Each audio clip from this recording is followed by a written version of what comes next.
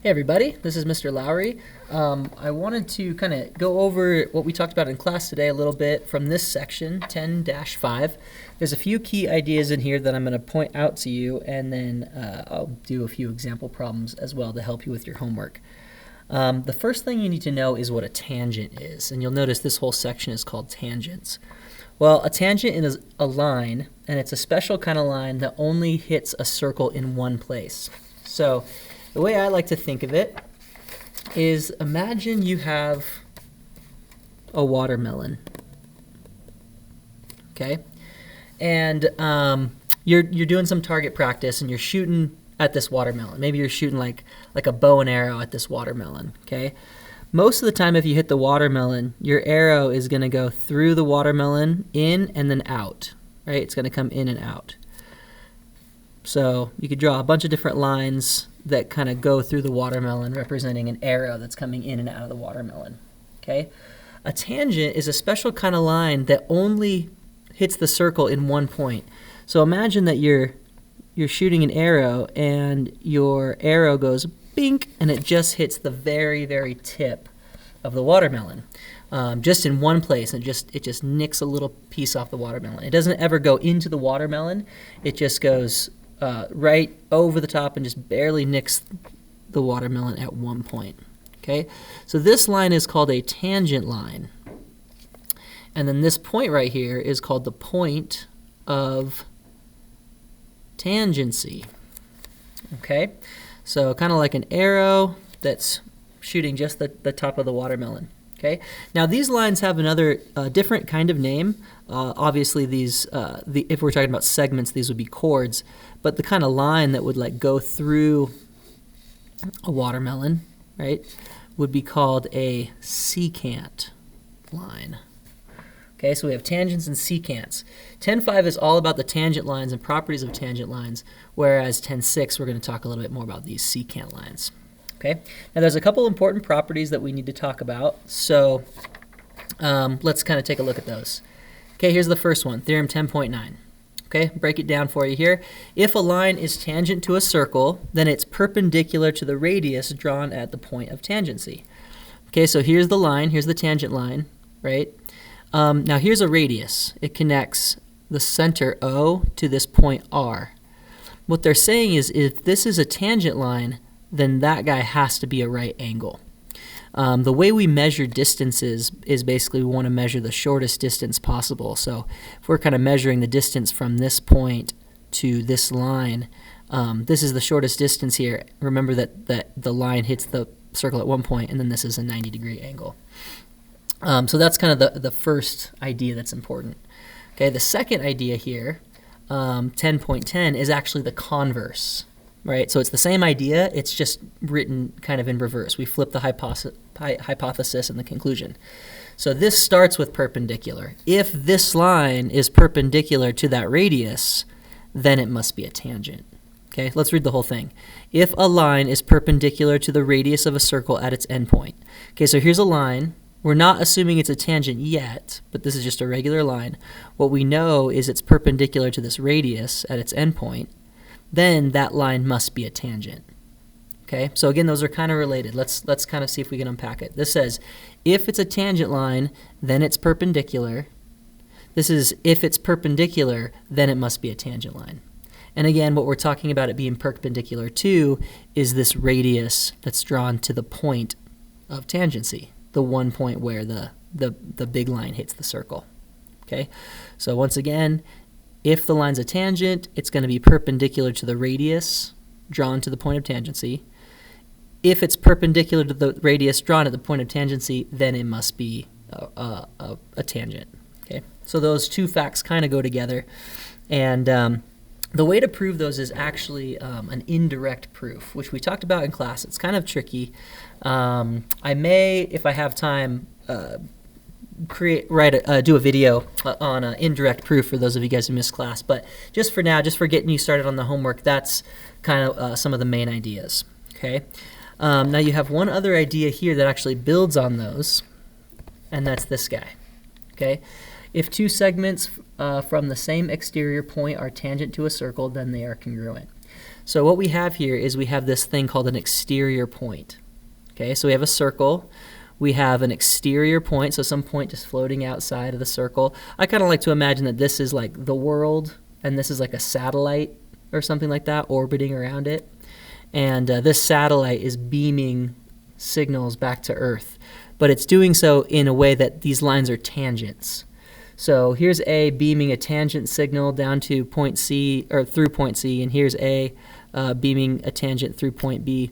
If these two guys are indeed tangents coming off of this point, then the distance from AC is the distance from A to B, right? And that's what it says here. Okay, that's actually one of the homework problems I assigned to prove that, so we will talk about that in just a minute. Okay, let's go and use these guys really quick. Let's talk about what's going on here. The examples that they have here in the book are actually pretty good, and the whole thing has to do with right angles and right triangles. Okay, so right here, what this says here is ED is a tangent at to the circle at point E, find x. So when you look at this figure here, what they tell you is that ED is a tangent. Okay, what that tells you is you have a right angle. Okay, I made a copy of this page so that I could do a little bit of writing, and I didn't want to write in the book. So let me grab that for you, and we'll take a look. Okay, this word, this information, ED's tangent, tells you that this is a right angle, right? Remember, this theorem, 10.9, says if this is a tangent, then you have a right angle, or you have a perpendicular. This line is perpendicular to the radius at the point of tangency. Notice that now you have a right triangle. Okay, so if you know the line is a tangent, you can construct a right triangle, and if that's the case, you can use Pythagorean theorem.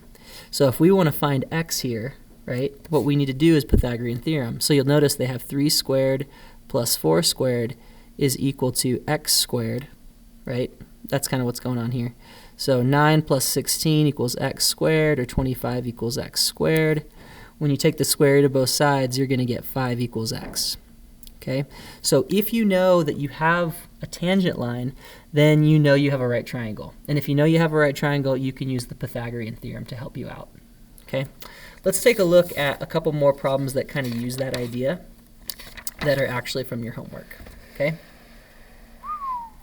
okay, so this is on page 556, and you'll notice we have a bunch of triangles, right? Now what this says is assume that the segments that appear to be tangent are tangent. Okay, cool. That means we have a right triangle. Okay, so let's look at number 13 here. Okay, again, I'm going to get out my my copy so that I can make some notes here. Okay, so in this one, what you have here is you have this radius right here, that's 12. Okay, you have this line. Now we know this is tangent because it says to assume that they're tangent. So this is going to be a right angle. So the tangent line is forming a right angle with the radius drawn to the point of tangency. Okay, now it gives me this little section right here, which is 8. Okay, now somebody actually already wrote this in because these books are old and they've been through a lot of different schools. But one of the things that we know and one of the things that we can use here is that this radius is 12, and so this one has to be 12 as well. Okay, your book probably doesn't say that because it's probably not written in there, but all the radii in the same circle are 12. Okay, so if this guy's 12, then this guy's 12, and then you can say, oh, okay, cool. So I got 8 plus 12, right, the full thing. So from T to S is 8 feet, but from Q to T is the same as from Q to R, it's 12 feet. And so this entire hypotenuse is 20 feet. So really what we have is something like this. Oh man, there we go. Trying to draw a right triangle on a curved book. It's not working out so well. Okay, so we got 12, this whole hypotenuse is 20, and we got x. Okay, now remember the Pythagorean theorem, it has a specific order to it, right? I can't write 12 squared plus 20 squared equals x squared because this is the hypotenuse. And so what I'd want to do on this one is I'd want to say 12 squared plus x squared equals 20 squared. And then we're going to have to solve for x. Okay, so when we do that, we get 144 plus x squared equals 400. Sorry, I'm trying to kind of write wherever I can here. Actually, let's just go to the back here so it's clear. 144 plus x squared equals 20 squared, which will be 400. Okay, so when I subtract 144 from both sides, I'll get x squared by itself. So x squared equals 256. But remember, I'm not trying to find x. I'm not trying to find x squared. I'm trying to find x. So the last thing is to take the square root of both sides. So x equals, that actually is 16. Okay? So that guy must be 16. And again, it comes from the idea that tangent lines give you right angles, and right angles give you right triangles. Okay? The main thing on number 13, again, is that you don't know this length. Well, they don't tell you what it is, but they kind of do right here. The other thing is make sure you set it up right. Say, don't do this, because the Pythagorean theorem is leg squared plus leg squared equals hypotenuse squared. And notice that I'm putting the leg in the hypotenuse position and the hypotenuse in the leg position, and that's not going to work. Okay, this is how you need to set it up right here. Leg squared plus leg squared equals hypotenuse squared. Okay, let's go back really quick and look at the other example here that's in the book. Okay, so 1010, remember, is the converse of 10:9. So if it's perpendicular, then it's a tangent line, right? So in example 2, it says determine whether MN is a tangent. Okay, so when you're looking at this picture, you don't know for sure that that's a tangent line. We don't know if that's a right angle. How can we figure it out? Well, again, it goes back to the Pythagorean theorem. Okay, if this thing actually works out, if the Pythagorean theorem works, then this is a right triangle. If it's a right triangle, then it must be a tangent line because you have that right angle. So you're kind of using the reasoning in like the reverse direction. So you got kind of the work there, but let's work through it together. And again, I'm going to pull out my copy here. Okay, so this is all kind of written here, but I'm going to kind of talk through that. Again, always pay attention to your radii, because your radii, you can apply that same distance to all of them. So if you look at this guy, this radius is 3, then this radius must also be 3, right? Okay, now we don't know for sure this is tangent, right? We're supposed to determine if it's a tangent. So some of the problems will say, assume it's a tangent. Other ones will be like, prove it's a tangent. And you got to kind of figure out which is which. Okay, so this whole hypotenuse here is 5, right? 3 plus 2. And then we got leg and leg. So what we want to verify is that this statement is true. If this statement is true, then the Pythagorean theorem works for that triangle, which means it's a right triangle. And if it's a right triangle, then this must be a tangent line because it's at a right angle to that radius. Okay, this actually does work, right? 9 plus 16 equals 25. Yep, that's true. You get this identity statement. Okay, so because the Pythagorean theorem works, we have a right triangle. And because we have a right triangle, this is a right angle. And because we have a right angle, that must mean that MN is tangent to circle L. Okay. The other example is just an example where it doesn't work. Okay. So again, we got this idea right here. This is another radius, so 4. So we got a hypotenuse of 4 and 4, or 8, and then 2 legs. So 4 squared plus 5 squared equals 8 squared. Remember, this whole thing is 8, 4 plus 4. Okay, so 16 plus 25 equals 64. Okay, it looks like this is going to come out to be 41 equals 64. Oh, yeah, right here. Okay, so that's not the case. That's called a contradiction. So if this doesn't work, if the Pythagorean theorem is not working, then this is not a right triangle. And if this is not a right triangle, then this is not a right angle. And if this is not a right angle, then this is not a tangent. Okay, now it looks a lot like a tangent, and you might be thinking, like, how can it not be a tangent? It looks like it only hits the circle in one spot. But what if it hits the circle in 2 spots? It's just really hard to see, right? Like, I almost drew it impossible to see, but if it hits the circle in 2 places, but those places are really, really close together, it's sometimes really difficult to see that that's actually not a tangent line. Okay, so you can't just assume that it hits the circle once. It may not be, to scale, or it may not like really be visible. You have to use the side lengths to show you if it's actually a right triangle. And if it's a right triangle, then you have a tangent line. Okay, so going back to your homework assignment, right, these guys here, 8, 9, 10, and 11, you basically are going to verify that you have a right triangle, which will verify that you have a tangent line. Okay, so let's do one of these together. Another example. Okay, let's look at number 10, because that kind of has a funky piece to it. All right, now it's kind of hard to see, but 14 is referring to this length right here. Okay, notice that when they're showing the full length, they kind of give you this little like arrow, and they're like, oh, it's the whole thing. Okay, so in this case, 14 is referring to just that section. Okay, we do have a radius though, right, 5, which means that this guy has to be 5 as well, this from here to here. All the radii in the same circle are going to be congruent. We've used that fact before, it's pretty handy. So what we got is potentially a right triangle. We don't know it's a right triangle. But if it is a right triangle, then this leg would be 5, this would be 12, and the hypotenuse would be 19. Okay? Now, again, we're determining whether this segment is a tangent line. So if Pythagorean theorem works, then it's a right triangle. If it's a right triangle, then this is a right angle. If that's a right angle, then that must be a tangent line. Again, by theorem 10.10. Okay, 10.10 is the thing that said if a line is perpendicular to a radius at the point of tangency, then it's got to be a tangent line. So let's just see if this works out. 5 squared plus 12 squared equals 19 squared. Okay, so 25 plus 144 equals, I don't have the 19 squared memorized, so I'm going to go to my calculator. Okay, so that's 361.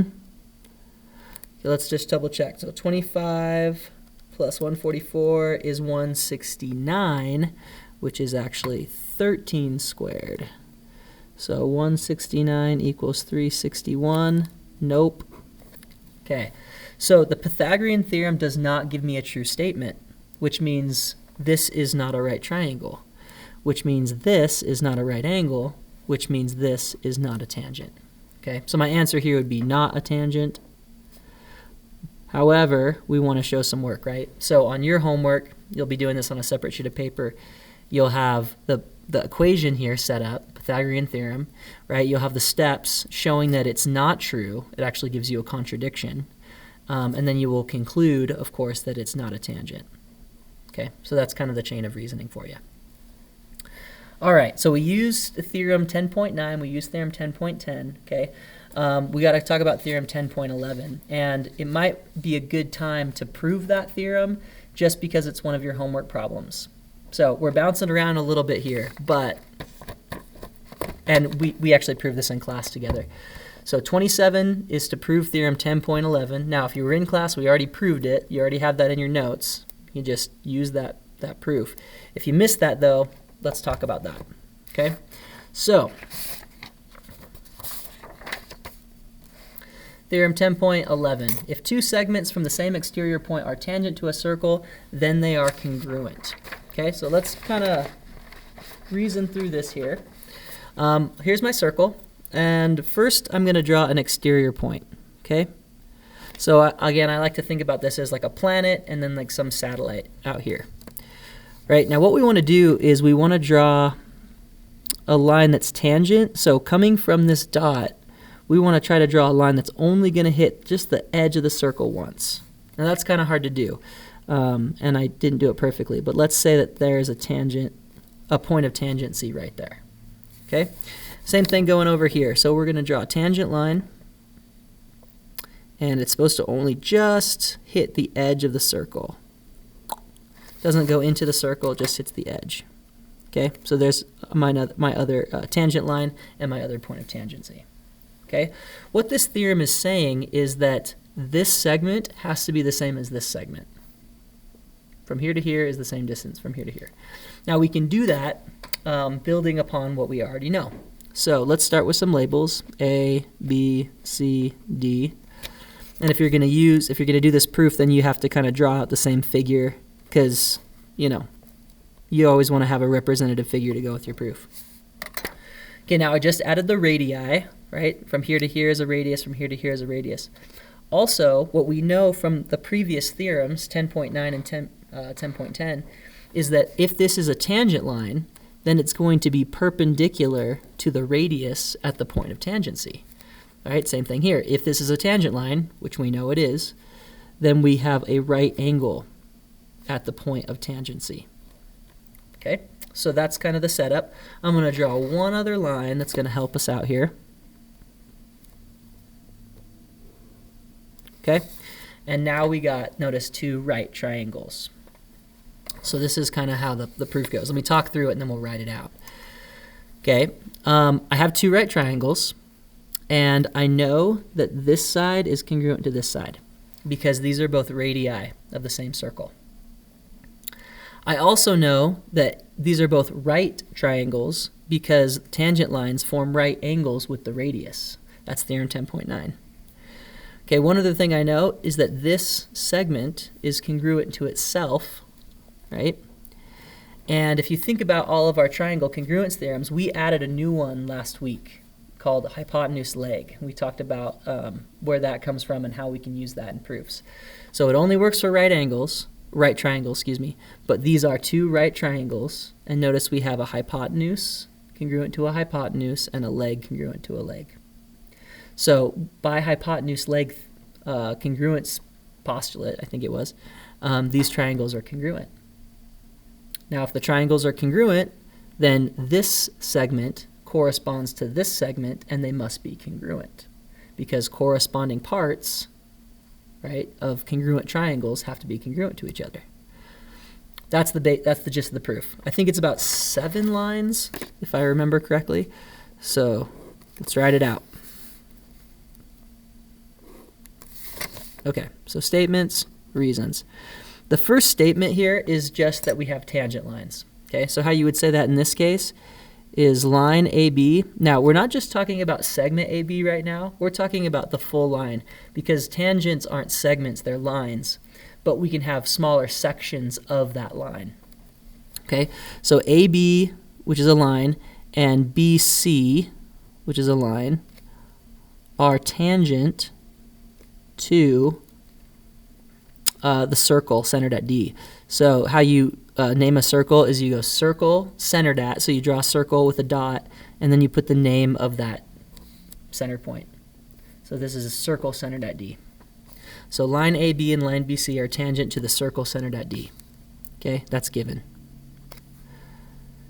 Okay, step 2, we start talking about the angles, right? Because we have tangent lines.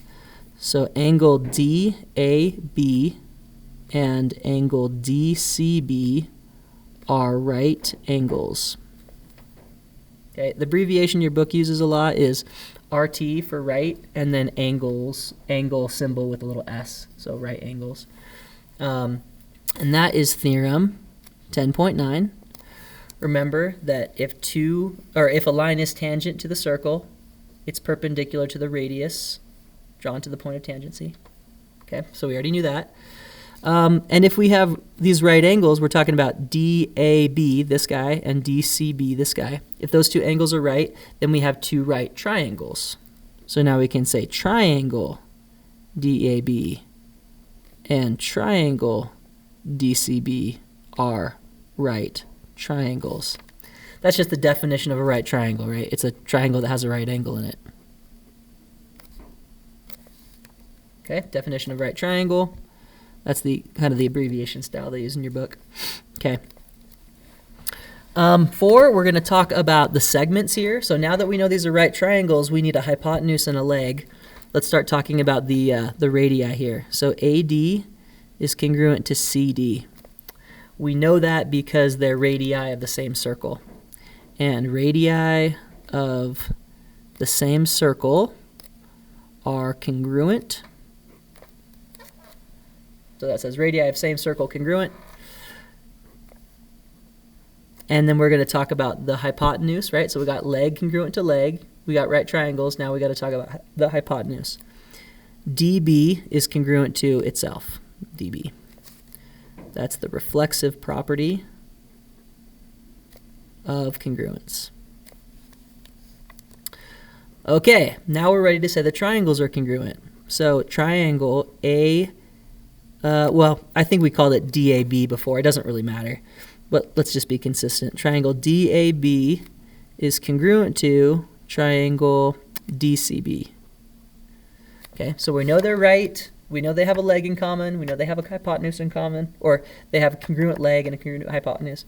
So these triangles are congruent, and the postulate that we introduced last week, the new triangle congruence postulate, is called hypotenuse leg, or HL for short. It only works for right triangles because only right triangles have a hypotenuse. Okay, so if you know you got two right triangles and they have a leg congruent and they have a hypotenuse congruent, then you can assume they're congruent. Okay, so the triangles are congruent. That means that this angle is congruent to this angle, and this angle is congruent to this angle, and this side's congruent to this side. All right, as soon as we know the triangles are congruent, all three angles have a corresponding congruent angle, and all three sides have a corresponding congruent side. And the one we're interested in is AB must be congruent to CB. Because corresponding parts of congruent triangles are congruent. CPCTC. Okay, so that is basically, that's number 27, right? They want a two-column proof of theorem 10.11. Okay, there it is, step by step. Once again, it uses triangles, right triangles. So you get kind of a lot of mileage. Now that we have that proven, that's one of your homework problems, let's go back and let's use that idea on one of your homework problems as an example. Sorry, I got papers all over the place. This is the one I want. Okay. So if we take a look at number 17 here, you'll notice that we have all kinds of tangent lines that are coming from exterior points. So it would help if I just kind of covered this up for a second, and I'm like, okay, there you go.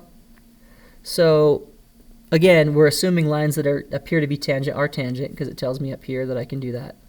But if this distance from M to L is 4, then this distance from M to N should also be 4 because these two lines are tangent to the circle.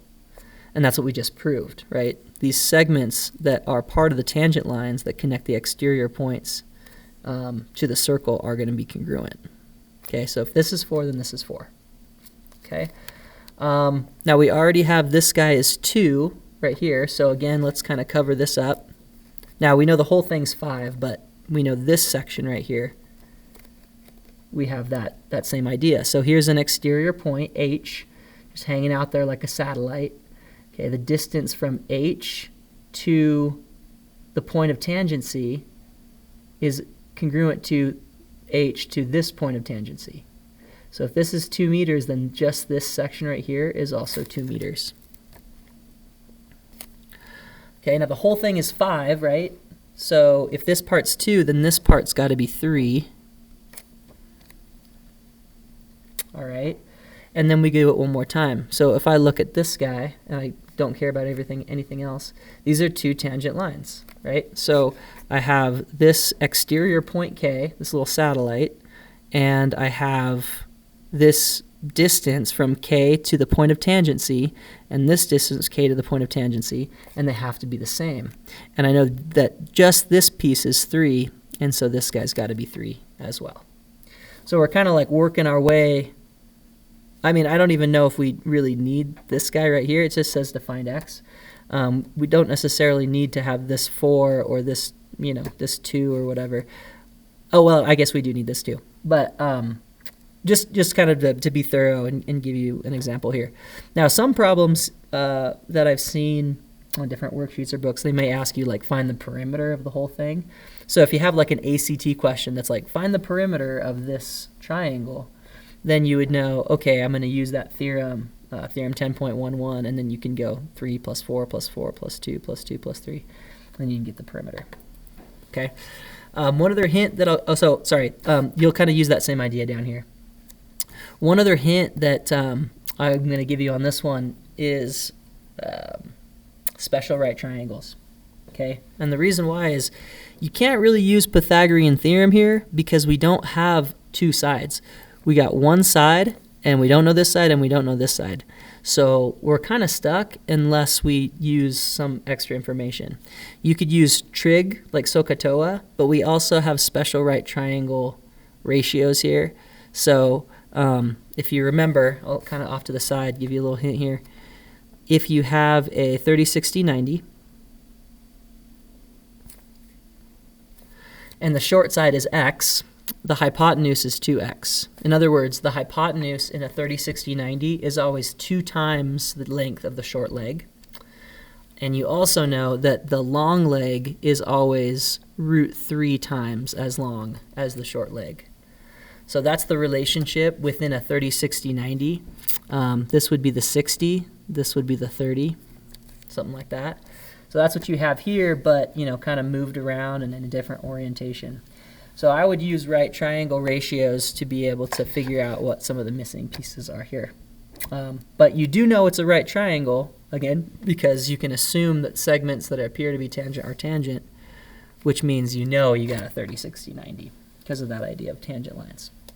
Okay, so that should help you get going on a lot of these. Got the proof kind of down and ready to go, and a few example problems. Shouldn't be too hard of a homework assignment, so make sure you get that one in. You also had a quiz due this week, so if you haven't done that already, please make sure you take Unit 5, Quiz 1. Thanks.